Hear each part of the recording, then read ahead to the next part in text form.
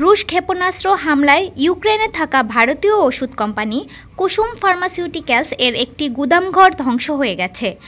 12 April x পোস্টে Kyiv এ দাবি করে। ভারতে অবস্থিত ইউক্রেন দূতাবাস দাবি করেছে, রাশিয়া ইচ্ছাকৃতভাবেই ভারতের ব্যবসায়ী প্রতিষ্ঠানকে টার্গেট করে হামলা চালিয়েছে।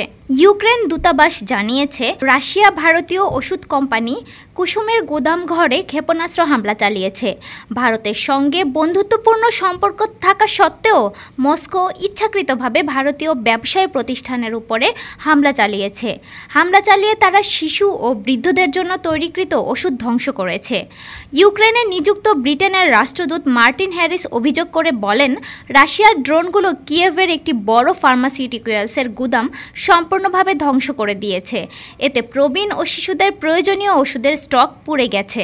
এ সময় তিনি অভিযোগ করেন, ইউক্রেনের নাগরিকদের বিরুদ্ধে রাশিয়ার সন্ত্রাসী অভিযান এখনও অব্যাহত রয়েছে। পোস্টে মার্টিন হ্যারিস একটি ছবিও শেয়ার করেছেন, যেখানে একটি গুদামজাত কাঠামো থেকে ধোঁয়া বের হতে দেখা যাচ্ছে এবং তারই পাশে একটি ফায়ার ট্রাক দাঁড়িয়ে রয়েছে। তবে রাশিয়ার প্রতিরক্ষা মন্ত্রী অভিযোগ করেন, গত 24 ঘন্টায় ইউক্রেন রাশিয়ার জ্বালানি অবকাঠামো লক্ষ্য করে 5টি হামলা চালিয়েছে, যা যুক্তরাষ্ট্রের মধ্যস্থতায় হওয়া স্থগিতাদেশের লঙ্ঘন। ডেস্ক রিপোর্ট, আজ বার্তা, ঢাকা।